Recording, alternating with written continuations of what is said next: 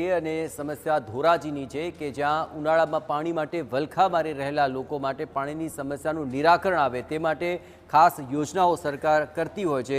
ત્યારે ધોરાજીમાં પણ પીવાના પાણી માટે સુવિધા મળી રહે તે માટે ટાંકીનું નિર્માણ કરવામાં આવી રહ્યું છે।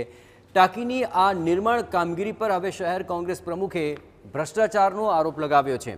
બાંધકામમાં નબળી ગુણવત્તા છે અને જે સામાન વાપરવો જોઈતો હતો તે વાપરવામાં નથી આવ્યો। સિમેન્ટ, રેતી અને કપચી નિયમ અનુસાર ન વાપરવામાં આવ્યું હોવાનો તેવો આરોપ લગાવી રહ્યા છે।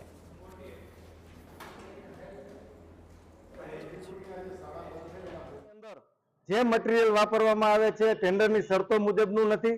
રેતી વાપરવામાં આવે છે, ધૂળવાળી રેતી છે। જે સિમેન્ટ છે એ સિમેન્ટ જામી ગયેલ હાલતમાં અને આ બેગની અંદર કોઈ એક્સપાયરી ડેટ કે એનું કોઈ જે બનાવવામાં આવ્યું હોય એની ડેટ પણ લગાવવામાં આવી નથી। અને સરકારી બાબુઓ જાણે કે કોઈ ભ્રષ્ટાચારને પ્રોત્સાહન આપતા હોય તેવું લાગી રહ્યું છે। જ્યારે કોઈ મોટી દુર્ઘટના ઘટે ત્યારે આ જ સરકારી બાબુઓ પોતાના હાથ ઊંચા કરી દે છે।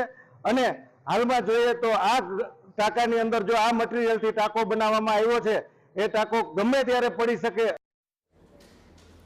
તો બીજી તરફ કોંગ્રેસના આરોપ પર ભાજપે પલટવાર કર્યો છે કે કોંગ્રેસના ભ્રષ્ટાચારના આરોપોએ ભાજપે પાયા વિહોણા ગણાવી દીધા। ભાજપે કહ્યું કે વિકાસના કામમાં અડચણ ઊભી કરવાનો આ કોંગ્રેસનો પ્રયાસ છે। ટાંકાના કામમાં ઉપયોગમાં લેવામાં આવતા મટીરીયલની નિયમિત રૂપે તપાસ કરવામાં આવતી હોવાનો તેમણે દાવો કર્યો છે। મિત્રો એવો આરોપ લગાવે છે કે ભ્રષ્ટાચાર થયો છે। નિયમો અનુસાર આ કામના સેમ્પલ લેવાતા હોય છે, અધિકારીઓ મુલાકાત પણ કરતા હોય છે। અને આ કોંગ્રેસના મિત્રોને 60 વર્ષથી જે ભ્રષ્ટાચાર કર્યો છે ને રાતે અને દિવસે ગમે તે જગ્યાએ ભ્રષ્ટાચાર દેખાય છે। અને અમે ડેપ્યુટી કલેક્ટરને પણ કીધું છે કોઈ પણ જગ્યાએ કામની અંદર ગેરનીતિ ચાલતી હોય તો ચલાવી નહીં લેવાની, લીલિયાવાડી નહીં ચલાવવામાં આવે અને કામ સંપૂર્ણપણે સારી ક્વોલિટીમાં જ જોશે।